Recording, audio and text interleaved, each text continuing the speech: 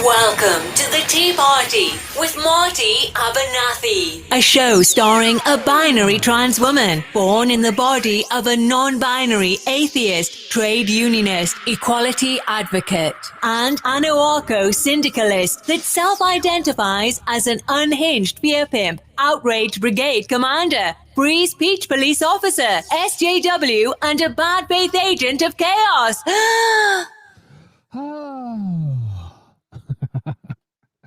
How's everyone doing tonight? Welcome to the Tea Party. Come on in, join in, take your shoes off.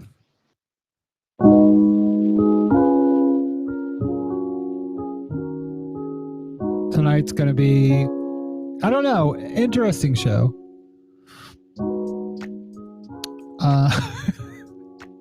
Coming up with the titles tonight was kind of funny and bizarre, because I couldn't think of really any way to explain some of this shit other than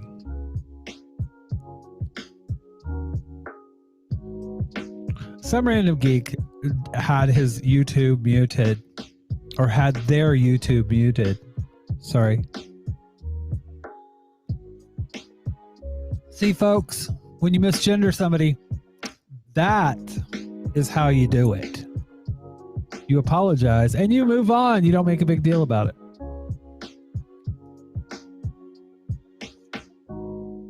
Anyways, welcome to the Tea Party.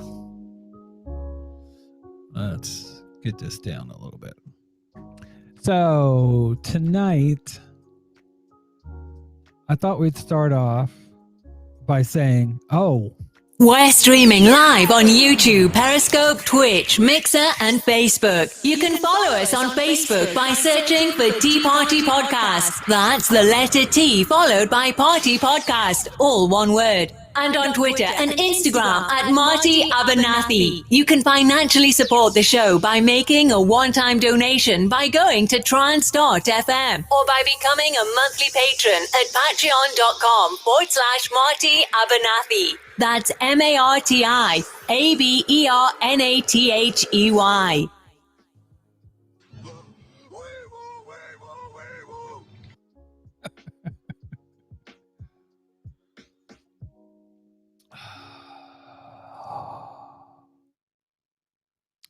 well, here's the thing. I'm an old-fashioned, I'm an old trans person. And I've had people that identify as non-binary in my life since I had a roommate. Oh, fuck. 2006, and I still make these mistakes. So I'm a binary trans woman in the body of a non-binary trans woman, but my head is definitely binary. So anyways, so of course I don't think it's a big thing to say that Boris Johnson is a racist, but we're going to talk about that tonight. And you know, the men's are always under attack, and I don't think it's a big push to see about the CIA. I don't think it's a big idea to think that the CIA foments terrorism. I would almost say they're a terrorist organization, one of the largest terrorist organizations in the world. Of course, we can't call them terrorists because they represent a majority white country. So We have to call him America.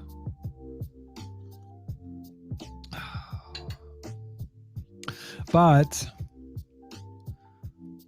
I mean, let's just jump in to the video, shall we?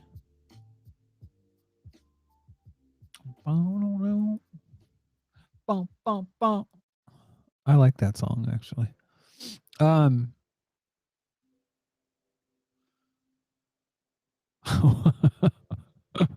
Won't someone please think of the men in this world?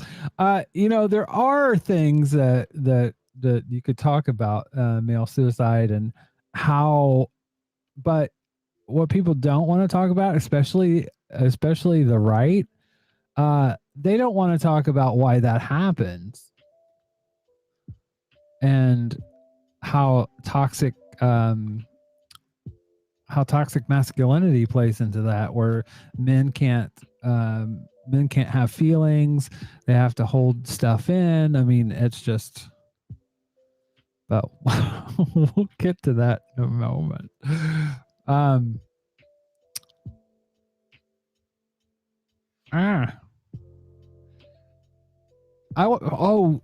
The first thing I wanted to talk about is the general strike. So, some random geek some time ago talked about a general strike that was kind of promoted by American Johnson, who's I don't know if he self-identifies, but he's a bread tuber. And it went nowhere, practically. But I have to wonder, like, this, I'm going to play this post, and I think it brings up some good points. Okay. That general strike on October 15th is a dumb fucking idea. The only thing that will come from it when it fails, because it will fail, is that it is going to turn people off from that type of activism in the future. There was zero communication with unions. No mutual aid funds are set up. And I mean, like, these are things that should have been set up before it ever got announced to the public. That's the thing. When you have family members that depend on your paycheck, what do? I'm going to go on strike. No, you can't do that. The majority of workers can't do that. So what do? Do you sacrifice your job and your family? I don't think that's a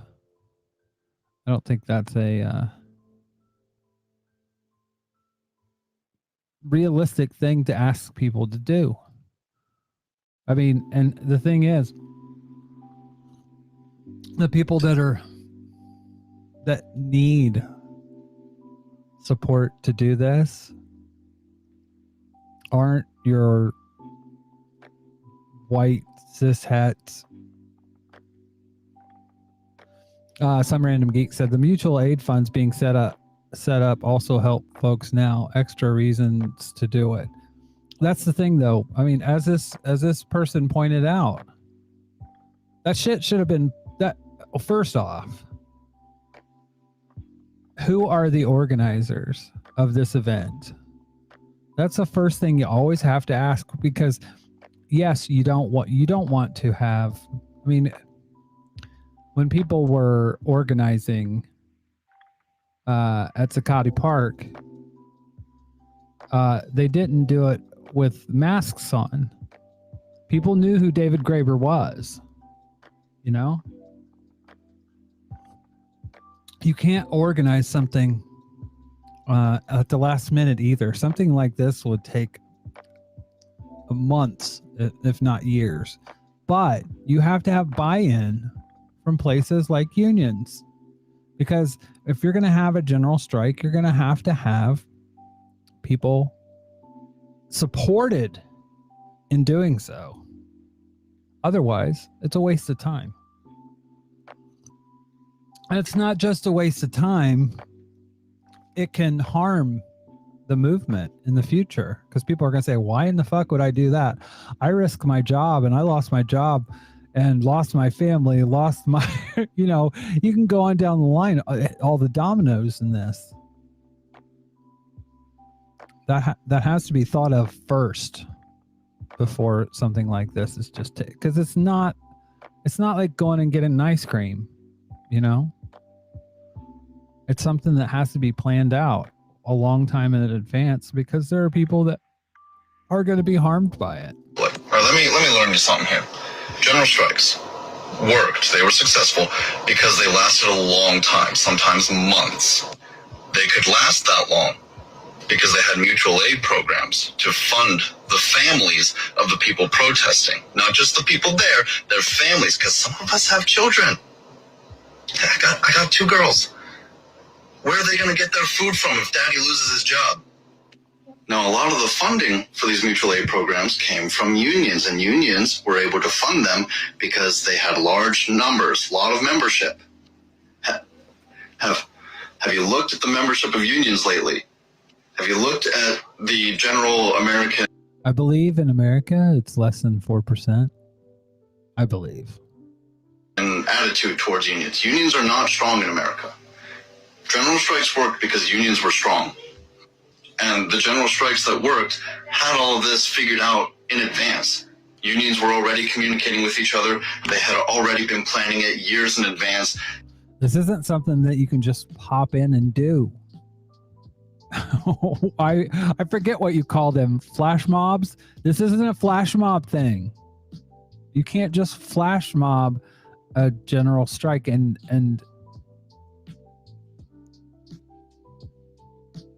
some random geek said there is a lot of terrible attitudes towards unions. You know why? You know why?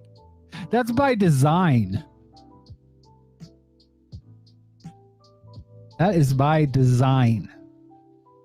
I remember when I was a kid, they were demonized as places where the mafia was, and they were groups.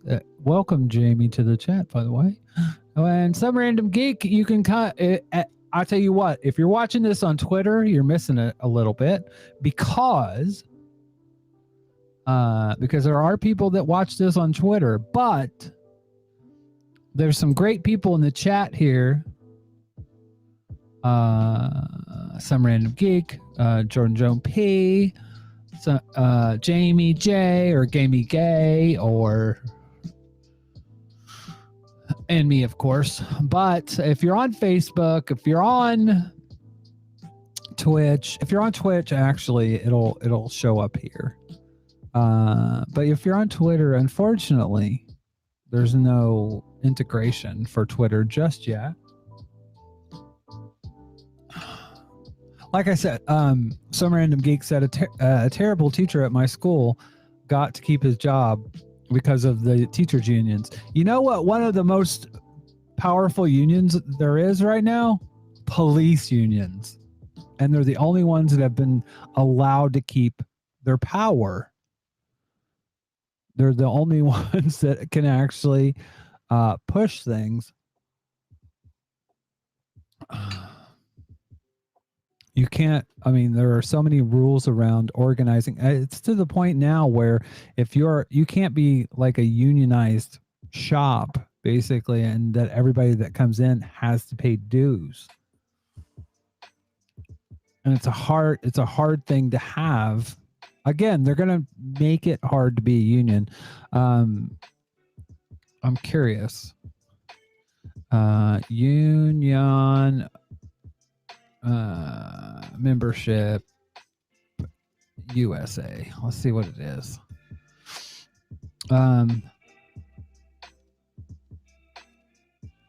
Union membership in the United States. Union membership has declined steadily since 1983.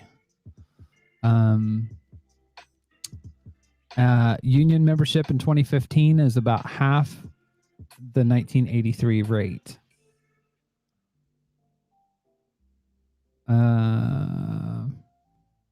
In 2009, there was a sharp decline in numbers of workers overall and in the number of union members. The number of wages and salary workers declined by 4.9 million.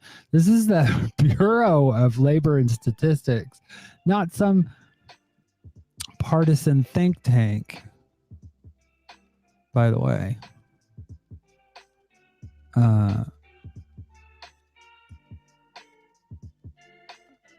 Check this out. So, okay, so there are, what, 320 million people living in the United States?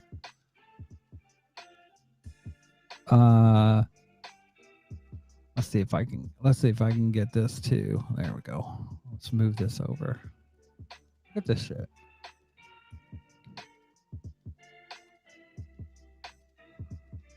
Through the years, there have been a long-term decline in the number of union members in the private sector. In 2015, there were 7.6 million union members in the private sector, 4.4 million than in 1983. That's just sad.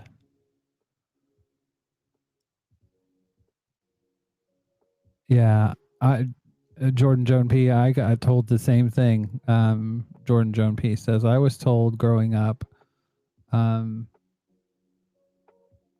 unions were people just lazy and wanted more money for doing nothing. And I think about it. I think back then, like, I remember auto workers making $25, $30 an hour.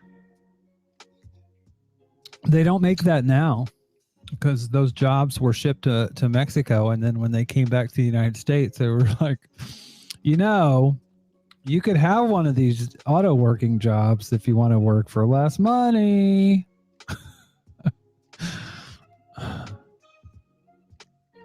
And basically what that boils down to is envy. I mean, it happens here in the UK too. People that drive the trains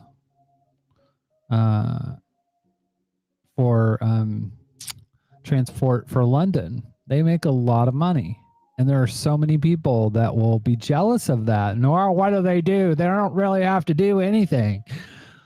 There's no really driving to it, blah, blah, blah, blah. And it's just like, it's straight out jealousy. For what?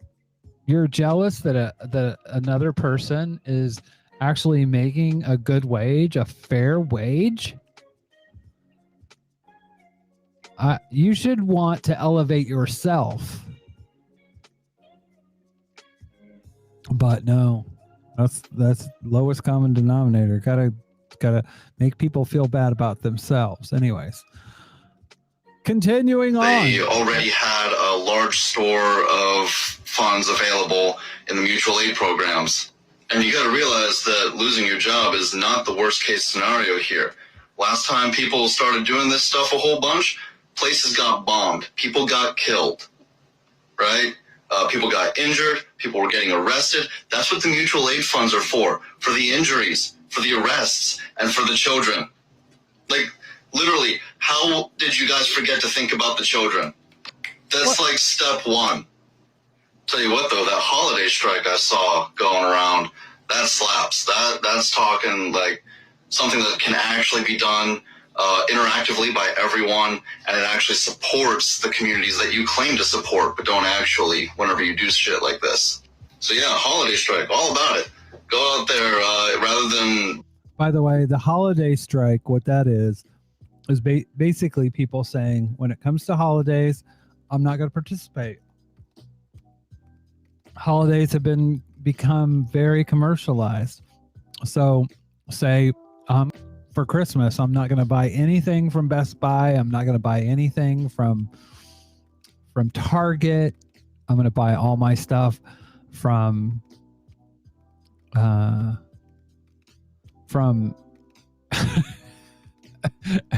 local, either local or Etsy or something like that, where it's literally you're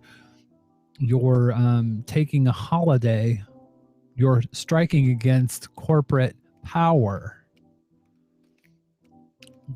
And it's something that everyone can do.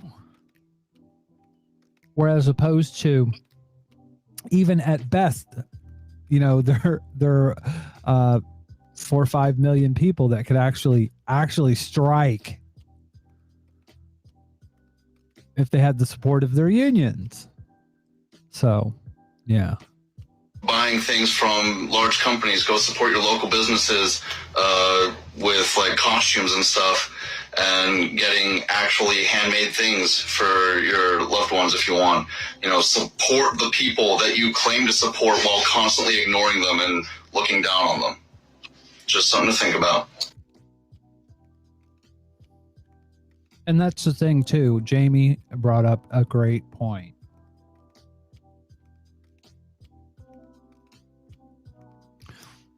That is so fucking true, Jamie. The bottom line in this is that people expect, I'd hate to quote Dan Savage. I really do. But his point when he was talking about Greens and running for office, and he's like, I've never seen a Green running for fucking dog catcher. It's always president. If you want to start a movement, start at the bottom and work up. And I think this is one of those things that it needs to be done the same way. Organize from the bottom, grassroots to the top. Some random geek said Christmas would be difficult to do the holiday strike for my nieces and nephews. Here's the thing. Is it though? You'd have to be a little bit more creative on what you get them. But you're also going to be pulling them out of fucking capitalism as well and consumerism. Because I know there are some people that'll be good, but little Johnny wants this Cupid doll that's made by, Nabisco.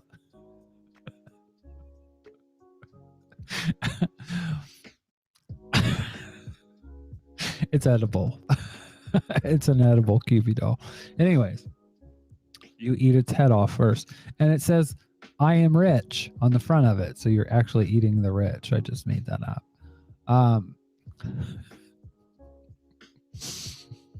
But yeah, so I mean, there are barriers, there are problems with it, but they're not as huge as this general strike, this idea that seemed to have come out of nowhere. And I also often wonder if things like this are fucking psyops, because they literally are doomed to fail before they even get started. Oh, Jamie J in the chat. Yup. I'm not going to say that out loud, but if you see somebody lifting something, fucking, you didn't see anything. You saw nothing. You saw Merry fucking Christmas. Oh man. Anyways, I thought that was interesting. That was a good point, and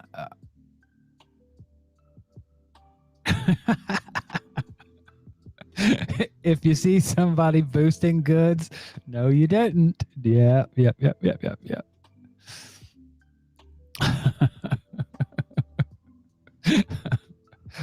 Anyways, so we're gonna go into the unmoored from reality right winger section of the show. How about this fella? He literally, like, he's proud. One last thing. Are you under attack? Are they calling you racist, and are they trying to stop you? Well, on the Southern Poverty Center Law Center list, I'm number 3 on the list. So whoa. They literally wear it like a badge of honor. I'm number 3.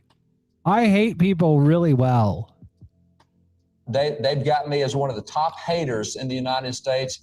And under the Obama administration, I was on the domestic. The Obama terrorism list because of the stuff we're talking about right now. So there you go. Well, congratulations. That means that you're doing an amazing good job. An amazing good telling job. Truth, and they don't like it, but that's all right. That's It's right. what actually happened. That's right. So they make this shit up out of nowhere. I mean, just like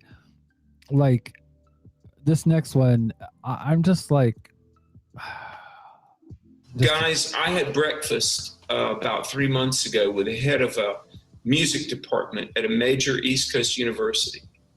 And I want to protect this individual. There's a lie coming up. Always, whenever somebody says, there's this thing I want to talk about, but I can't tell you who it's from, be suspicious. But if I told you the name of it, everybody listening would know the name. This is a major state-supported school. The head of the music department is a born-again Christian. So they're a mole. August of last year, when they had faculty orientation, the music department was told, you can't use the word sheet music. You know, the score with the music. You can't use the word sheet music because their sheets are white. And we've always said, okay, we're going to perform this. Everybody get your sheet music. Don't say sheet music, because you know who wears sheets? The KKK, white supremacists. So students feel threatened if you say sheet music. Oh my God. And don't, correction fluid, don't say whiteout. Because white is a...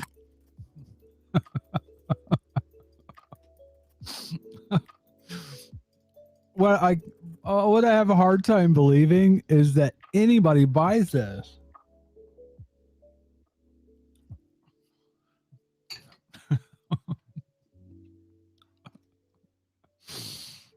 Oh my God. It's like, imagine being gullible enough to believe that this is true. bad word. Yeah, that's insane. Go in a store and try to find whiteout. Little by little, it's been called correct all. Well, see, here's the thing. If you really hated white people, the perfect substance would be called white out.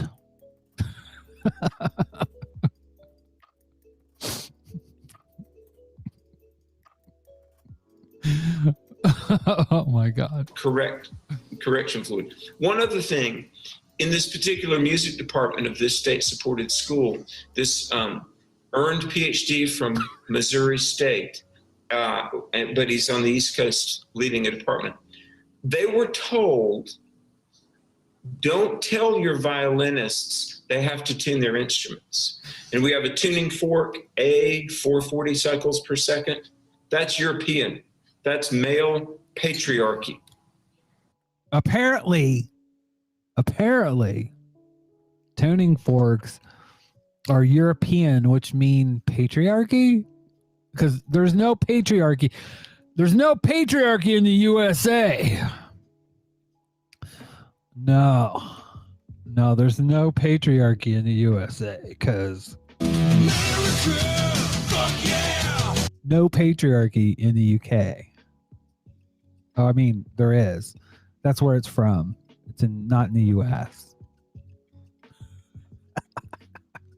What are you smoking, dude?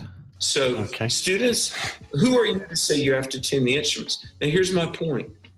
We've lost our mind. We've lost our mind. You don't have a point because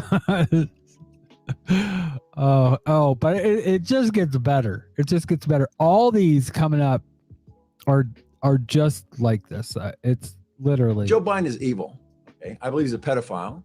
Well, based on what I've seen, the videos of him with his hands all over other people's kids all the time. It's terrible. It's disgusting. I believe he's a pedophile. I believe he's evil. I believe he's under the thumb of China. I think he's their Manchurian candidate. But Now you could say Creepy Joe, and I would agree with you. I'd agree with that because he's creepy. Do I think he is a pedo? I don't think there's any proof of that. And in the arms of China, I'm just like this. They just make this shit up. There's literally no proof. I think he's also a complete idiot. It was all about bribery, and that's what we're seeing right now. I mean, it's a Lucifer. It was all about Joe Biden. It was all about bribery. This one, this Stu Peters, like literally, like listen to this. And that's what we're seeing right now. I mean, it's a Luciferian way. Hey, when we're confused about someone that we love, such as DeSantis, I don't want to speak bad about him, but we have to literally go to where there's confusion. We have to go to the scriptures because I don't have the answers. None of us have the answers. The scriptures say, trust conspiracies.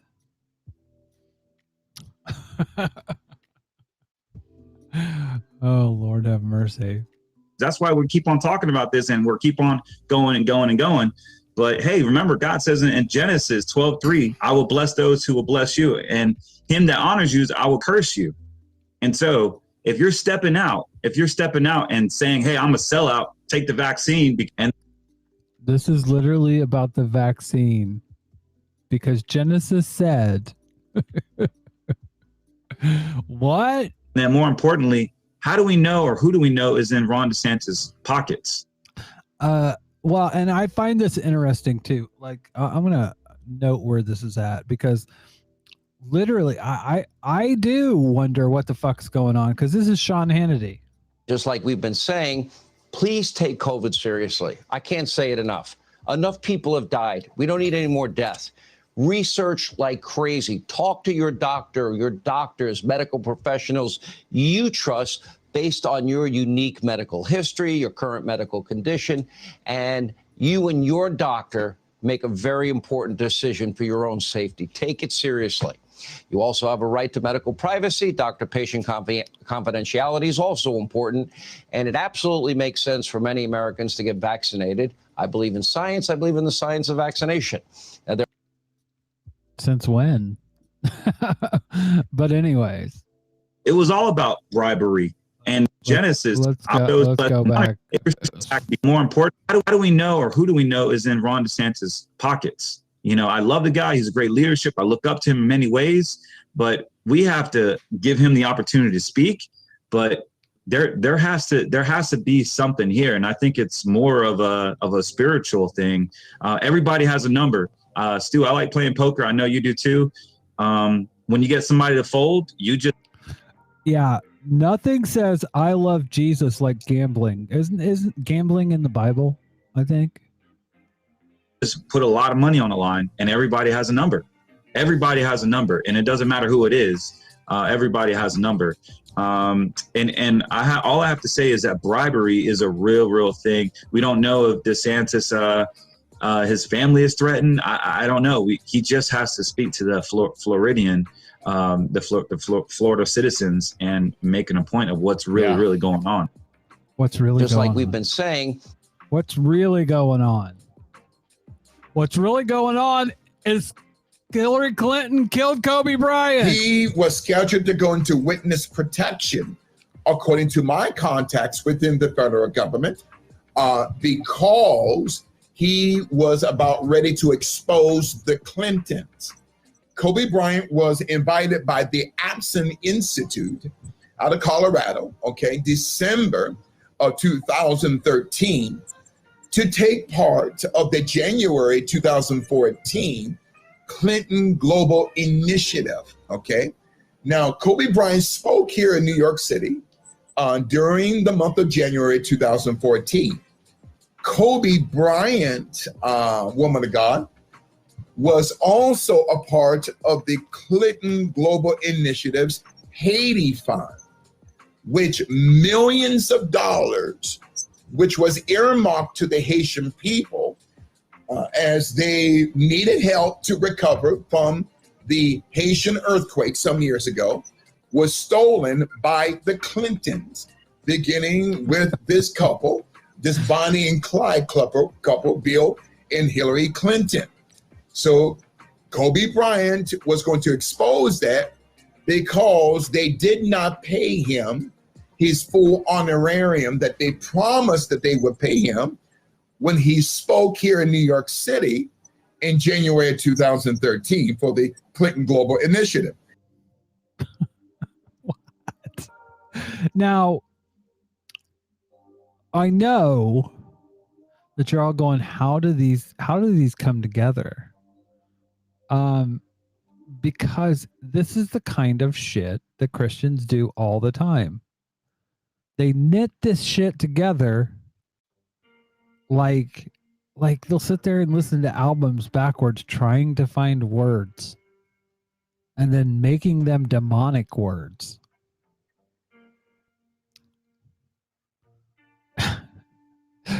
Here we go. I always research for my show. And growing a business is very easy, by the way. And I give away all my books for free. If you go to Thrive Time.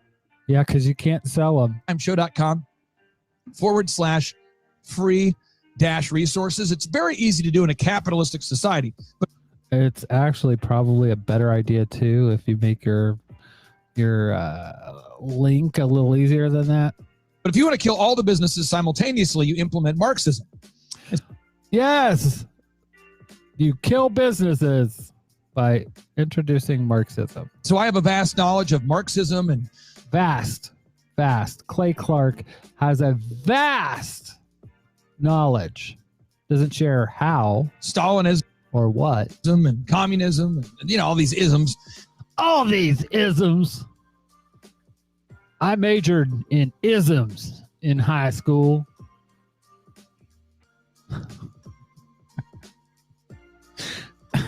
I didn't go to, I went to community college for 2 weeks. We won't discuss that. And I know a lot about the Bible, and I have a lot of doctors who are clients. And anyway, so I know the different silos of information. I see how it fits. So I do all my research, and this is what I found out. Research. I go to my websites. In January of 2020. Here have you ever went to Infowars.com? We go. Here we go. The word corona has 6 letters in it. Yeah, it does. C-O-R-O-N-A. Wow. What's coming? 6. The letter C has the number 3 in it. It's the letter C is the 3rd letter in the alphabet. The 3rd letter in the alphabet.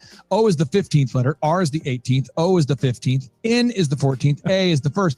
Add that up, it's 66. 666. However, would we have known that? They went back and numbered it like that on purpose just to send that message.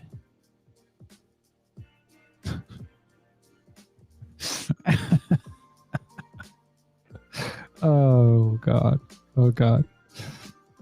And this is how you get this fucking shit. I want to commend Rand Paul. He's always been a champion of justice, always been a champion of liberty, but his referral to the DOJ, I think, is well-founded. You can just go back and very simply look through the clips of Dr. Fauci speaking back in May or even subsequent months after that, and you can tell he has directly lied to Congress. And so when Dr. Fauci when this is what I love is they'll make comments like this, but they never substantiate them ever. He doesn't talk about what he's lied about because they don't have any facts. This is literally fact-free shit. It's fact-free conspiracy, and they're just literally going from talking point to talking point. So some old person sitting at home will sit in their fucking rocking chair going, I knew it. Fucking Fauci. Dr. Rand Paul gave him the opportunity to actually recant his statements. He declined. And then when Rand Paul started pressing him further and said there will be consequences for those responsible, I'm not sure if you noticed in that clip, you see his hands start to shake uncontrollably. A lot of people say, oh, well, that's uncontrollable rage. No, that is fear. Because fear. Dr. Fauci knows he's been working as a pawn of the Chinese Communist Party. A pawn? How? How exactly? That's, again, he makes this claim, offers no proof. Absolutely no proof.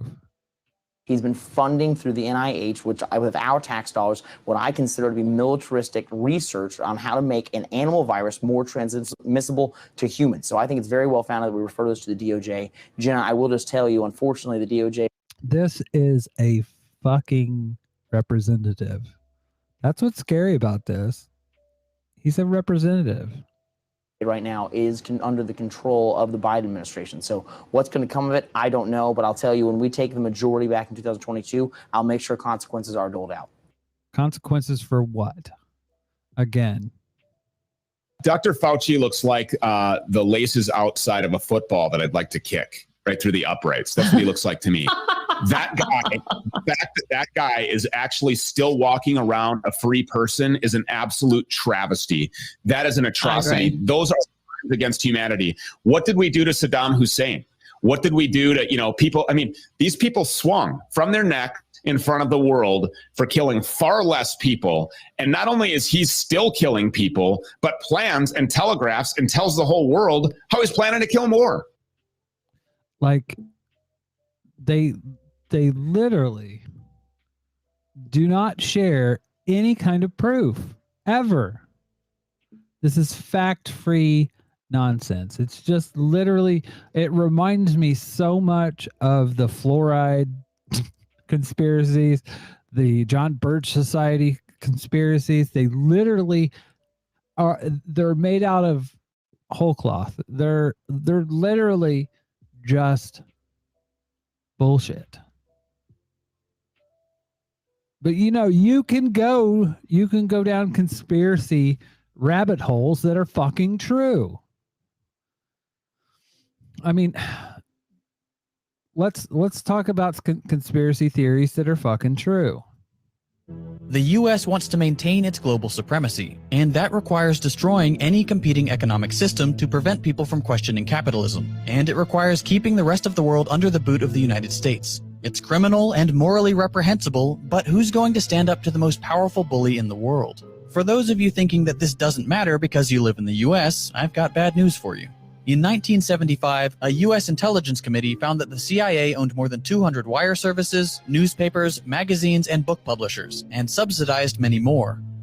See, you can make claims like this, but there are resources where you can fucking look it up.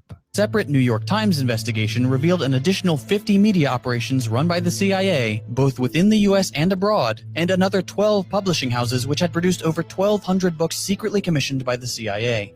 Okay, what does this mean? It means that the CIA has been running a secret propaganda campaign on American citizens for almost half a century. More recently, the agency has awarded contracts worth billions of dollars to Microsoft, IBM, Oracle, Amazon, and Google to complete assignments issued by the CIA. The Central Intelligence Agency has its tendrils in every single aspect of modern life: books, magazines, movies, television, social media, and big tech. Just as the CIA works hard to undermine freedom and democracy around the world, it also works hard to keep Americans convinced that they live in the greatest country on earth, and that there is no alternative to American supremacy. The CIA is a terrorist organization, the biggest one in the world, and it needs to be abolished and its records made public. The United States has no right to impose its will on the rest of the world, and it certainly has no right to do it in secret. See, this is something that you can show. The question you're probably thinking is, why? Why would our country allow this organization to exist? It clearly doesn't protect freedom and democracy like Reagan claimed. The answer is simple. The US wants to maintain its #1 spot.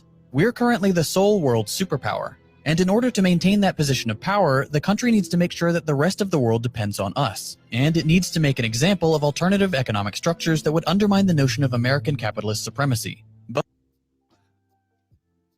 One of the earlier examples is the overthrow of the democratically elected Prime Minister of Iran. Based on what you know about U.S. priorities and the resources of the Middle East, what do you think was the catalyst for this coup? If you said oil, congratulations. You know, that was probably the biggest,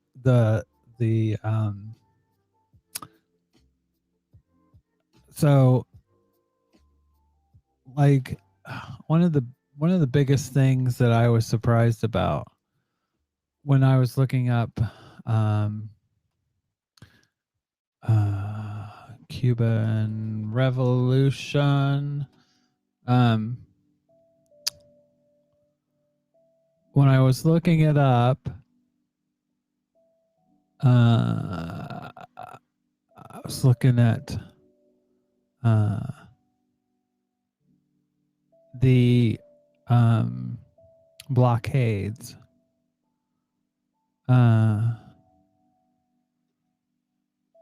Or the embargo.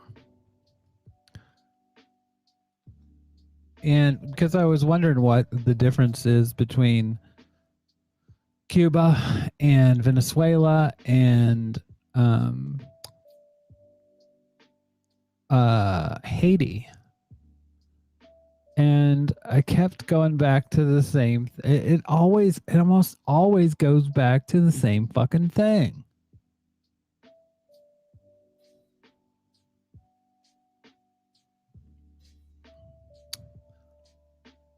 The arms embargo had more of an impact on Batista than on the rebels. After the Castro socialist government came into power in January 1st, 1959, relations were initially friendly between Castro and Dwight D. Eisenhower administration, but became strained after the agricultural reform confiscated lands owned by many American businesses, and Cuba continued to sponsor revolutionary movements in other parts of the Caribbean.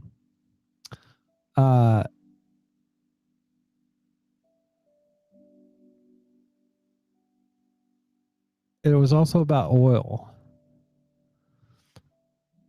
because the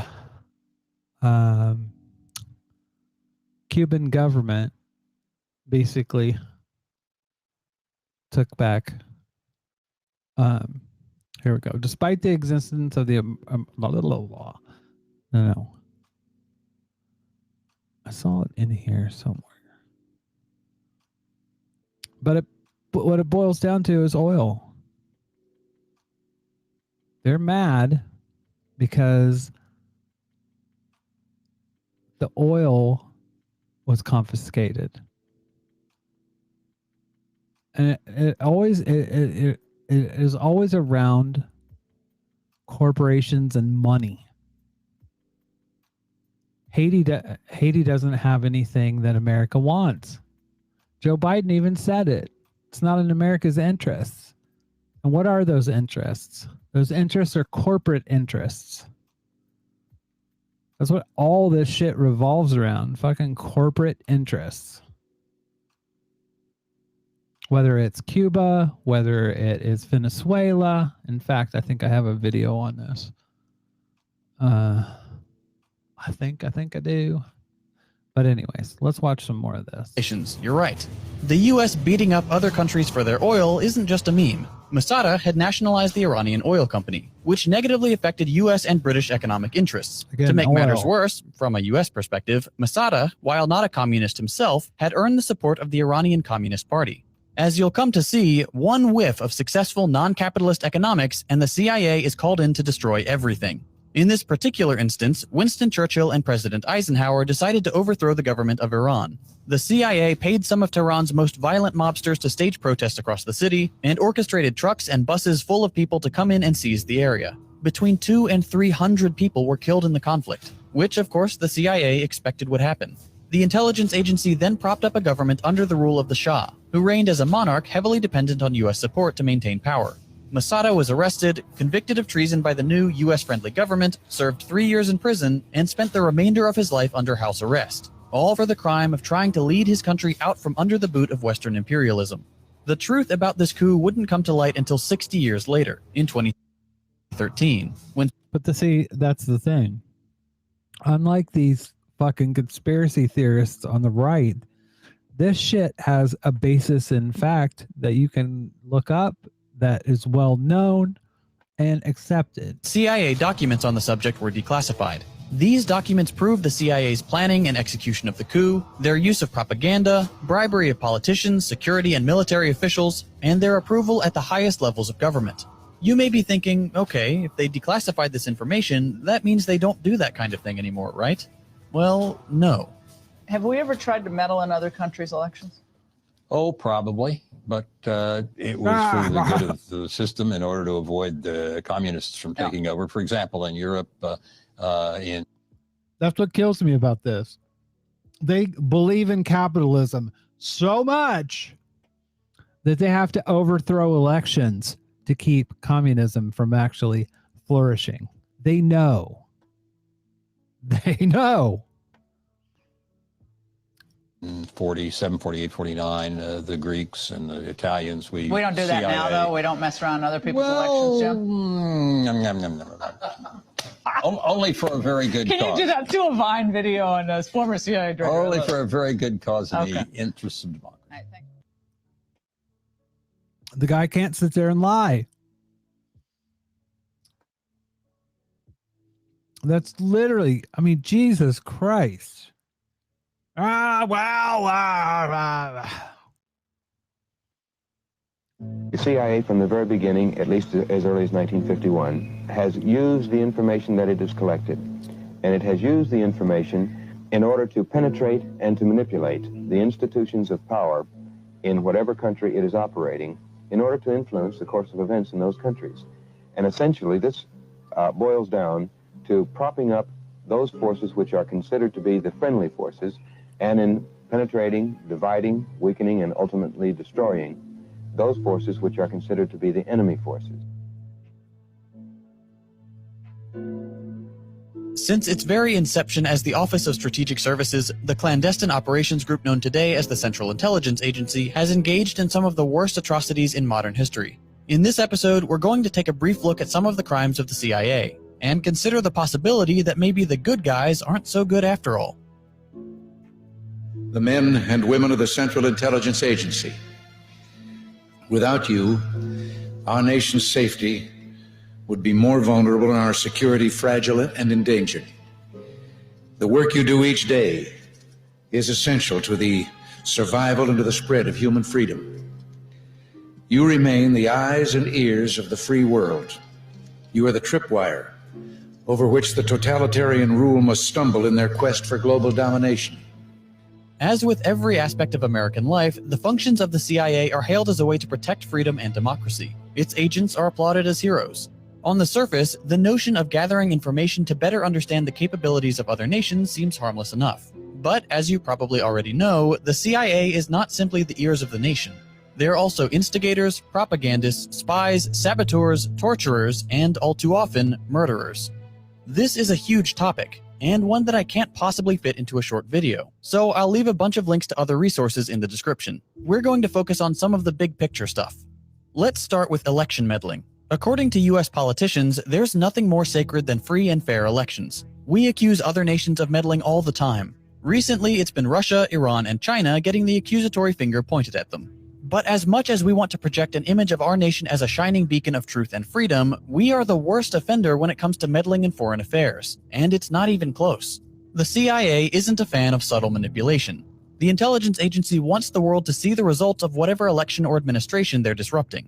What they don't want is for people to know they're the ones pulling the strings. According to one study, the CIA had engaged in 81 overt or covert interventions in foreign affairs between 1945 and 2000. And that's just the ones we know about, and not even counting the constant meddling and destabilization of the last 20 years. The CIA's weapon of choice for foreign meddling is the military coup.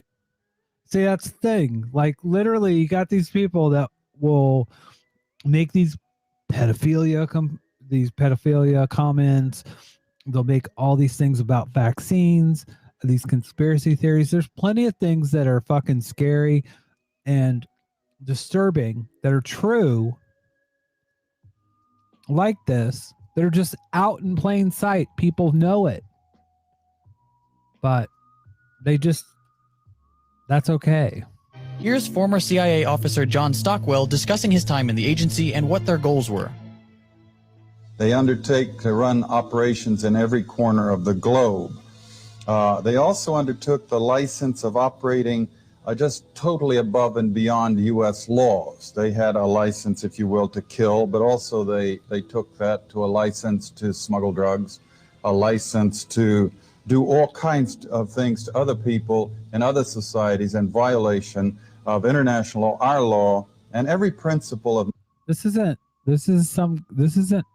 somebody. This is literally like a former employee of the CIA. Nations working together for a healthier and more peaceful world. We manipulated and organized the overthrow of functioning constitutional democracies in other countries. We organized secret armies and directed them to fight in just about every continent in the world. We encouraged ethnic minorities to rise up and fight. People like the Mosquito Indians in Nicaragua, the Kurds in the Middle East, the Monks in Southeast Asia. We have organized, and we still do, and fund death squads in countries around the world, like the Treasury Police in El Salvador, which are responsible for most of the killing of the 50,000 people just in the 80s, and there was 70,000 before that. And orchestration, CIA, secret teams, and propaganda led us directly into the Korean War. We were attacking China from the islands, Quemoy, Matsu, Thailand, Tibet. A lot of drug trafficking involved in this, by the way, until eventually we convinced ourselves to fight the Chinese in Korea. And we had the Korean War, and 1 million people were killed. Same thing for the Vietnam War, and we have extensive documentation of how the CIA was involved at every level, or the national security complex, because it's a very cooperative thing, into manipulating the nation into the Vietnam War. Let me just put it this way. The best heads that I coordinate with studying this thing, we count at least minimum figure 6 million people who've been killed in this long 40-year war that we've waged against the people of the Third World. And that's just it. Like literally what they've counted is basically a Holocaust.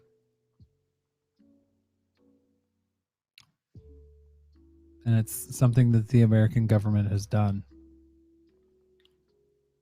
Another study found that the U.S. was responsible for no fewer than 61 attempts at regime change during the Cold War alone, all spearheaded by the CIA. Just 1 year after the overthrow of Mosaddegh, the CIA launched another coup to oust Jacobo Arbenz, the democratically elected president of Guatemala. This is the moment the CIA established itself as a weapon to be wielded by Western capital. The agency was approached by the United Fruit Company, a US-based corporation, because they were afraid new anti-exploitation laws in Guatemala would negatively affect their profits. The CIA also suspected Guatemala had ties to the USSR, and these two reasons were sufficient for them to launch a coup, oust the Guatemalan president, and install the first in a long line of right-wing dictators friendly to the US.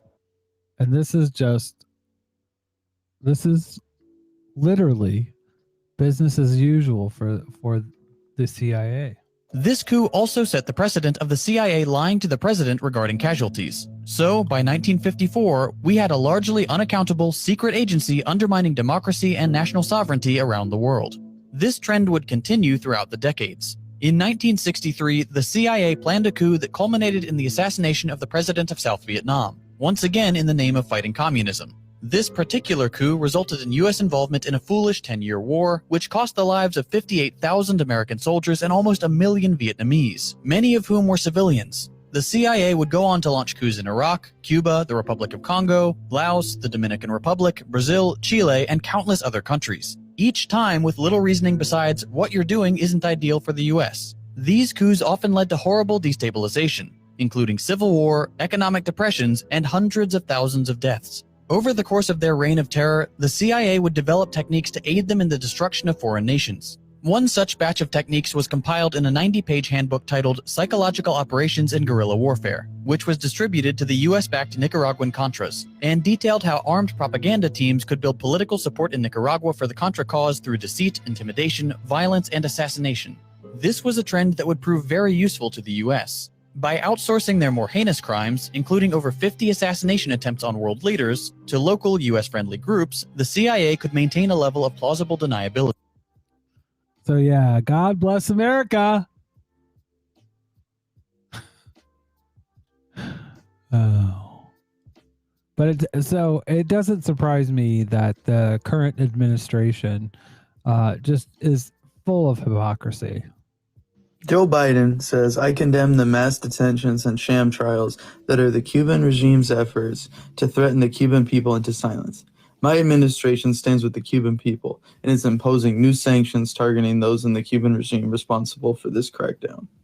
Because, the sanctions always, they never hurt the people. They always hurt the administration, right?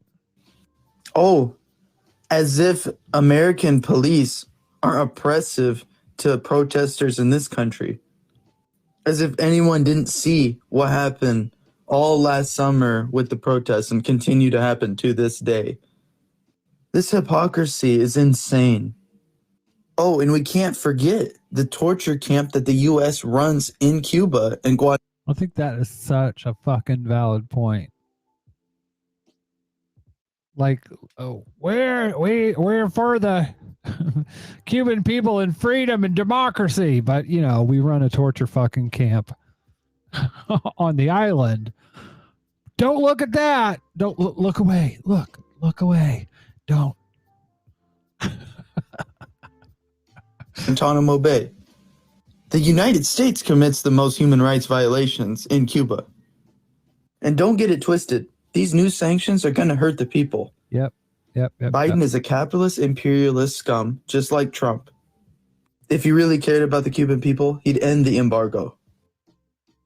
Well, and, Comrade Sparkles / Cuddles, who is now communist, go communist yourself, on TikTok, has always said that Joe Biden is no better than Trump. And I largely, especially when it comes to foreign policy, agree with him.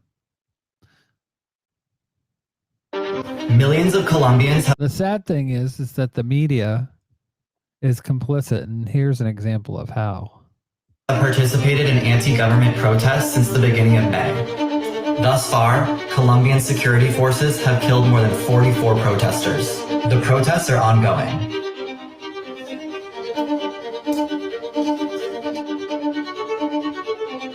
A couple thousand Cubans participated in anti-government protests for a day or two a couple weeks ago. One civilian was reportedly killed in a clash with police. The protests have since ended.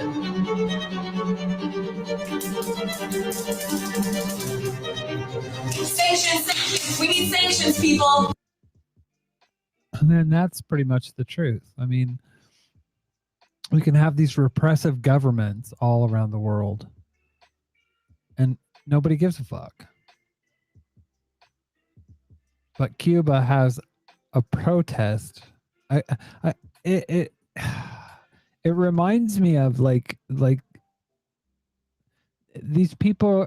Honestly, what my stepdad used to talk about the mafia all the time. This sounds like the mafia. They literally lost something decades ago in oil and in sugar and all these different things, in land in Cuba, and they still are sour about it. How dare someone take what's theirs? Anyways. So, I talked about misogyny earlier in the show. So this is going to be the comedy that we end on, the last two clips. And this last clip, oh my God, there's so much fucking wrong with it. Jesse Lee Peterson has a panel, and I don't know who these people are, but it is ludicrous. Check this out. So I was thinking about, and I'm pretty sure all you guys know my opinion about it, but since you're experts and you're not always agreeing with me, I want to know, was it a big mistake to educate women? Was it a big mistake to educate women? Hey. Yeah. And you say yeah? Mm-hmm. Why are you saying it so weakly? It's not weakly. Yeah. I didn't say so wimpy. Yeah. What are you? A female? I said, yeah. So why was it Yeah. a big mistake to educate women? Because look at them. They're already like conceited and think that they know better without that stuff. And then when they get the education, and by the way, education is like geared towards girls now. Yeah. It's like, It's I a don't know girl- if it's meant to be like that. It's a girl education, and it's weak. And so they're accusing boys of having ADHD and stuff like that. They're accusing them. How dare you accuse me of having ADHD when I'm just a man? And they're clamping down on fake bullying and all that mess. So they're turning boys into girls already. And then they say we shall overcome. Educated women saying that song. In the average family, you look at the average family. You know, I always hear women singing "We Shall Overcome" all the time. They can't get enough of it. The girl looks like she's somewhat well adjusted, and the boy is either acting out or he's like subdued. So it was even in nice families. So not only was it a mistake for women to vote, it was a mistake to let them be educated as well. Right. Amazing. So literally, these guys want women to go back to the 1800s. Oh my God. You say? Yeah, it seems like it. And why do you say yes? It seems like was a mistake. Well, I noticed women are like leading. They're like leading in education. Like they're the teachers. They're like really involved in that world. But they seem to be they seem to be through education allowing all sorts of just craziness. Like Education becoming ridiculous now. Right. It's not even about education anymore. It's about insanity. I can see how it was more pure. Like, okay. It's about reading, writing, and arithmetic. Right. The globalists want women to be educated. The I know. globalists. That's what Remember that Mahalalala? That one girl? Mahalalala? She got shot in the face by some Muslim radicals.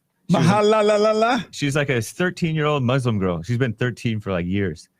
And she got shot in the face because she wanted to be educated. And those Nigerian schoolgirls, never mind that the boys were just massacred year after year. Boys massacred, they ignored it. Boys and men. But the girls, they get kidnapped. And they're like, hashtag bring back our girls. Oh, they I remember Big Mama educated. Michelle saying that. Yeah, Salma Hayek and all those phony people. The Hollywood and politician phonies and mainstream media, they're like, the Muslims are bad because they don't want girls to be educated. That's the only reason that they thought that the Muslim radicals were bad. And so they're pushing for girls to be educated. Bill Gates is pushing this girls' affirmative action for girls fund. Oh my God. We don't want girls to be self-reliant. They might not need dudes. So that they can, because in Africa, if a woman is educated and she knows how to work, then that raises the benefit of the whole village, supposedly. educated people are the ones saying, stay in Afghanistan and stuff to protect the women. It seems to be through the woman that they want to like maintain like evil status quo. Right. Amazing. And so, yeah. And that's just it. Evil status quo by letting women vote.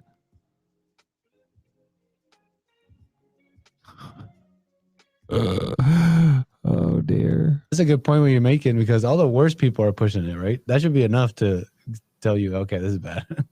Like all the worst people know that if we just pump up the ego of the woman, we can turn society upside down. Yeah.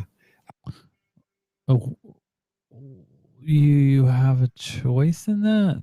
I do know that evil come up from hell through the woman. Mm-hmm. And Satan knows that, and all his children knows that now, and that's why they're pushing the woman. On the education thing too, I realize you kind of have to have the love and logic of a man to protect yourself from getting too into education. Let's say you do want to get educated in a sense, right? Like, oh, I want to get into science or whatever.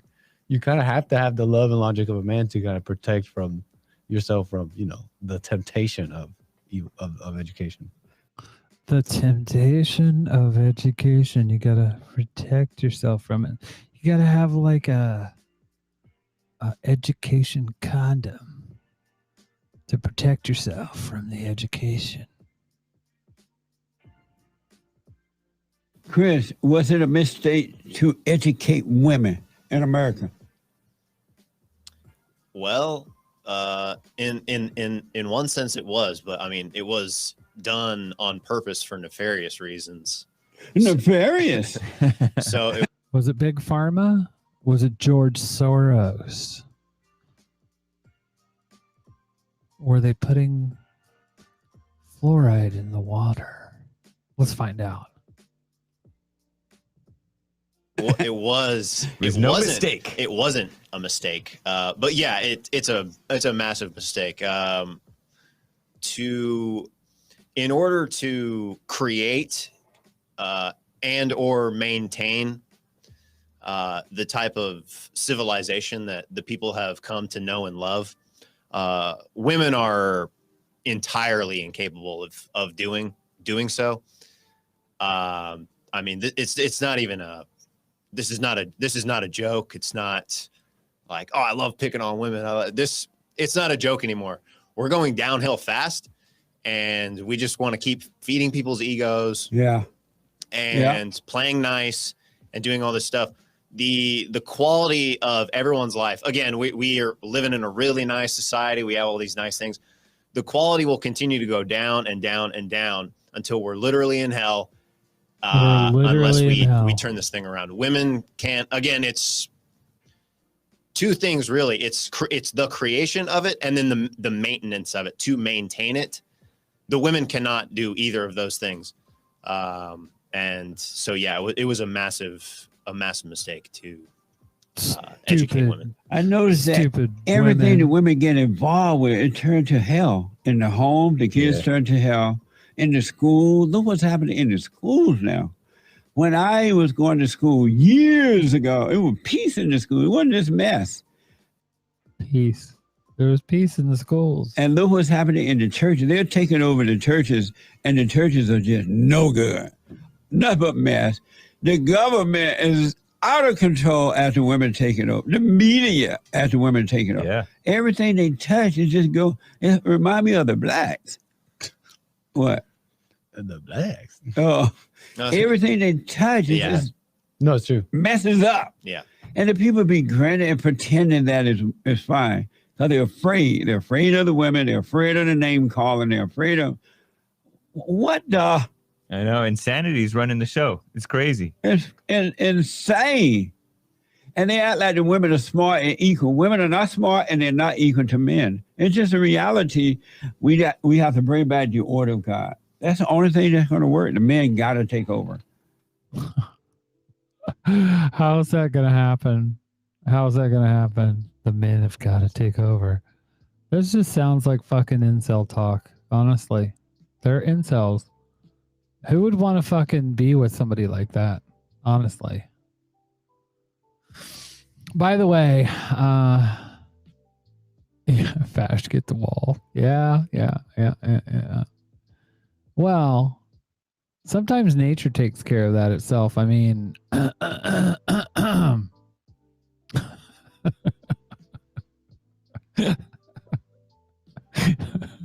thanks, Kevin. Too bad it's one. Did I say that out loud? I did.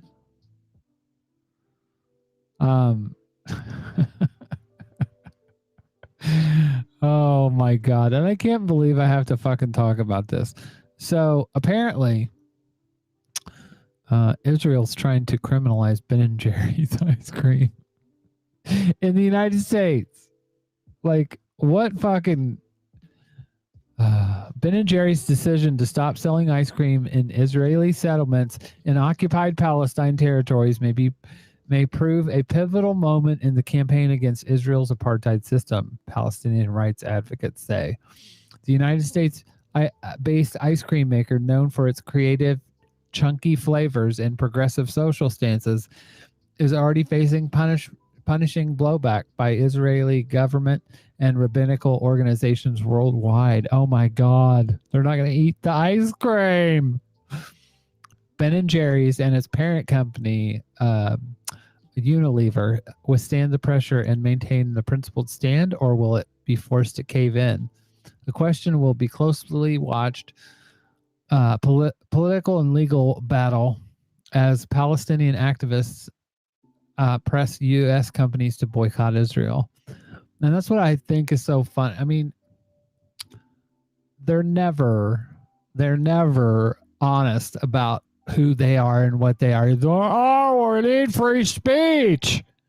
But then they want to have boycotts and embargoes and all these things that are basically anti-freedom, anti-free speech, anti-democracy. It really they want freedom of speech, but then they don't want Twitter to ban people because free speech. I mean, it just doesn't make any fucking sense. Literally, Ben & Jerry's is a private company. They should be able to make choices based on what, if they don't want to sell farts in front of Yankee Stadium, then, or if they want to sell farts in front of Yankee Stadium, that should be their remit, is to do whatever the fuck they want if they think that it's going to help their share price. They have a fiduciary duty to their stockholders. Alan Jope, the chief executive of Unilever, on Thursday distanced himself from Ben & Jerry's decision, telling investors that Unilever remains fully committed to business in Israel. He pointed out that Unilever, when it bought the ice cream company in 2000, agreed to allow Ben & Jerry's and its independent board to continue their social justice activism. So they can't do anything about it. Literally.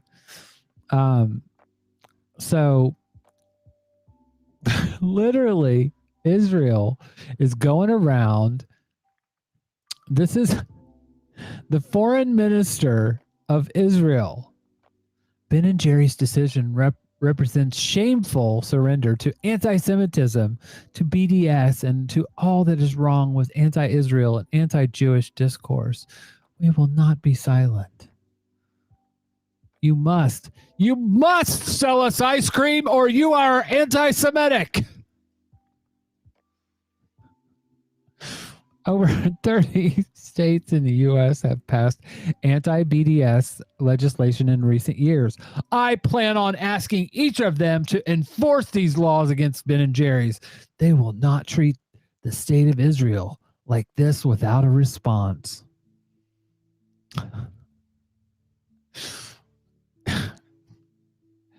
It would be funny if it wasn't so it's fucking pathetic. Like, literally. And there are dozens of states that have anti-BDS. And BDS, if you don't know, stands for boycott, divest, and sanctions. Literally, to get people to get Israel to stop being an apartheid state. And they know it works because it worked in fucking South Africa.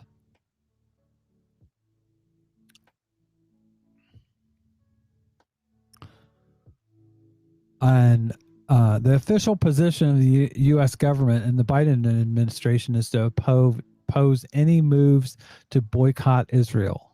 Why? You can boycott Cuba, but you can't you can boycott Cuba, but you can't boycott Israel. That's been called. I don't think Cuba's been called an apartheid state. I don't think they call Havana an open air prison.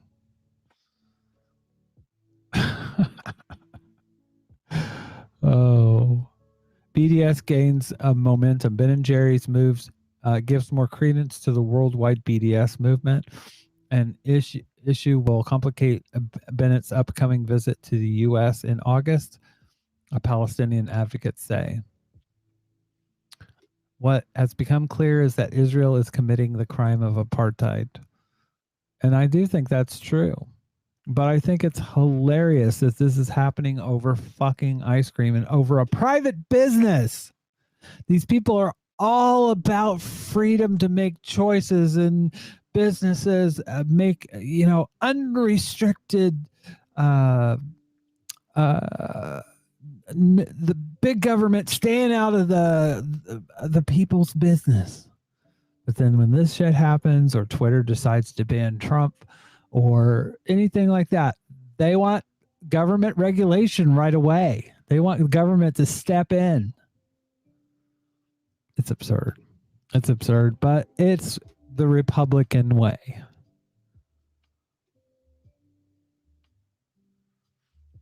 Anyways.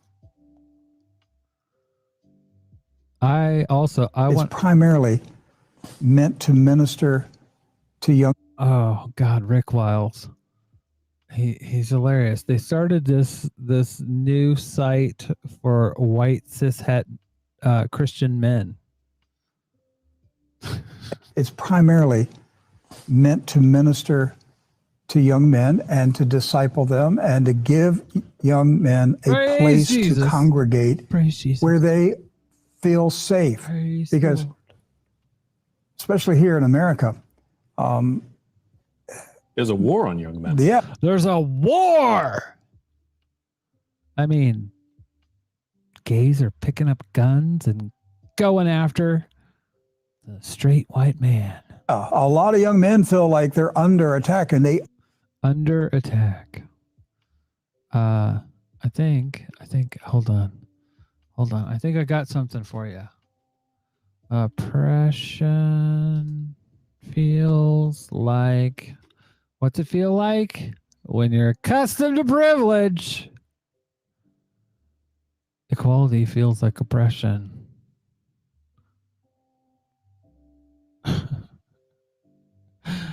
Oh, Lord have mercy.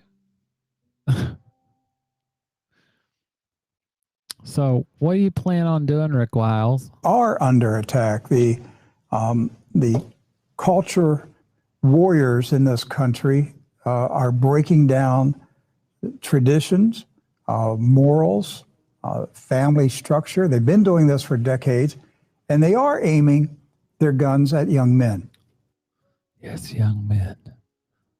You are in danger. They're coming for you. They want to feminize them. They feminize to be like women. How grody. Grody to the max. Yeah, a lot of young men feel like they're under attack, and they are under attack. The culture warriors in this country are breaking down traditions, morals, family structure. They've been doing this for decades, and they are aiming their guns at young men.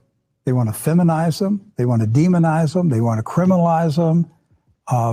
They want to, depress them so that they will not act like the men that God created them to be.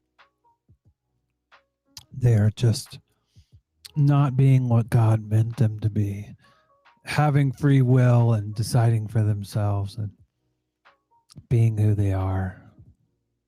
Where do young men turn to be affirmed in their identity as a male, a straight male? God, society doesn't affirm men ever. Living for Christ in a pagan world. Where do they go right now? In a It's pagan a place for other oh, Lord. Christian men to congregate with other Christian men and communicate with each other, fellowship, encourage each other, share insights, problems, get advice. Sounds a lot like Grindr. ICE in a friendly environment where there's nobody attacking them. There's nobody coming in there calling them a white racist. So they've got their own safe space. The ones that are going around calling, see, this is what I mean. They're hilarious. They want to have these safe spaces so they can talk about how oppressed they are. Oh, God. It would be funny if it wasn't pathetic, and it is pathetic. All right, I'm going to end the show by talking about Lethal Weapon. So, I used to love the movie Lethal Weapon. And I got to thinking about it, and I was like, think about how the difference between Mel Gibson and Danny Glover, and how much I love Danny Glover. And Mel Gibson, She said, we were at a crowded party with one of my good friends, and Mel Gibson was smoking a cigar, and we're all talking, and he said to my friend who's gay, oh wait, am I gonna get AIDS? And then something came up about Jews, and he said, you're not an oven dodger, are you? I have to use that money to build my church. I've brought the fire and brimstone back to Christianity with the passion, and now I'm going to start my own church. And do you know why? So I can play banjo. Jesus, oh, how I love you, and what's Danny Glover doing these days? Jesus. The first image that comes to your mind when you think about him. When I think about Fidel Castro, I think he was, in the 20th century, he's one of the great revolutionaries of the 20th century. Was exactly January 2006, and you went with Harry Belafonte and Cornel West. Yeah. You went to Venezuela, and you were meeting with Hugo Chavez. My brother, my little brother, Hugo Chavez. One of the most accessible leaders I'd have been around. Genuine, level of honesty, and I'm really, when I met him initially in 2003, and the first thing I just come from Haiti. First thing he asked me everything that was happening about Haiti, and I talked to him. About the earthquake before 2003. Before, okay. The first thing. And it's just here, and the first thing he said, we owe so much to the Haitian people. We of the Bolivarian Revolution owe so much to the Haitian people. And he meant that. What can I do? What can we do?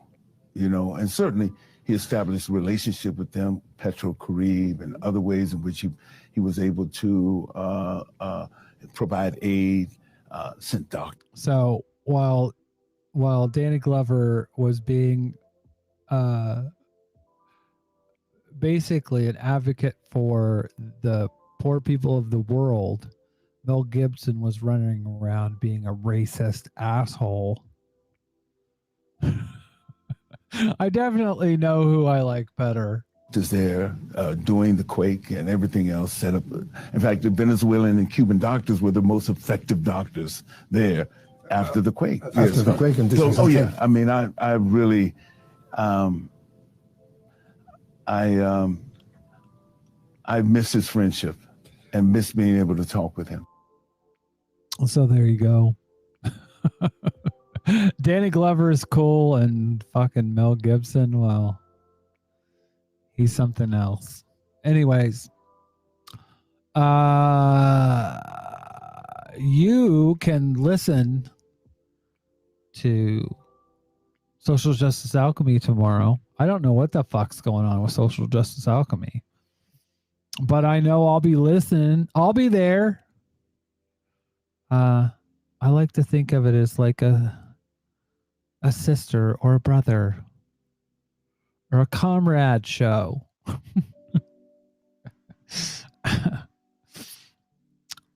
But make sure you listen to Social Justice Alchemy tomorrow. If there's going to be a show. If there's not, that's the thing. If they ever take a day off and I'm at home, I will have a show, probably, most likely. But check out Social Justice Alchemy. You won't regret it. Anyways, also charitylinks.page, Jamie J and Some Random Geek are working on the page to help other people practice mutual aid. Go to charitylinks.page, help some people out.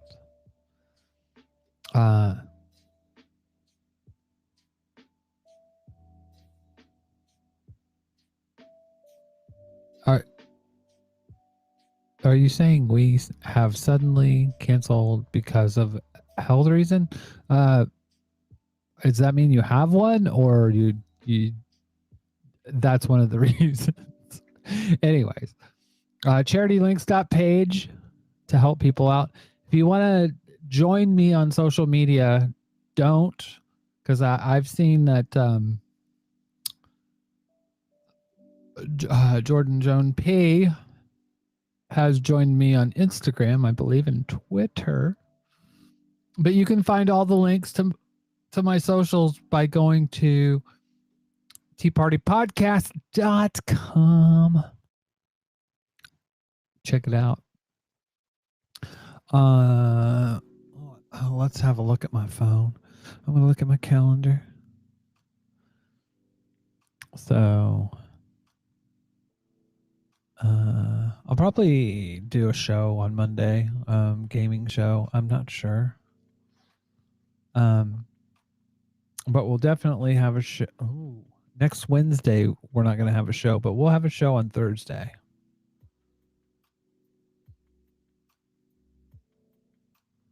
I have a swim that day. So we'll do a show on next Thursday, and then on Saturday. So I will see y'all later. Thanks for coming. Thanks for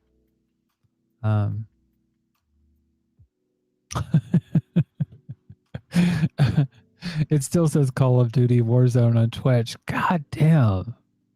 Like, you would think that when this show goes up that it wouldn't do that, but it is. Anyways, I may game tonight, by the way, and if I do, I will probably be on Twitch. But yeah. Anyways, I will see you all later. See you next week. Enjoy the night. Take care, everybody.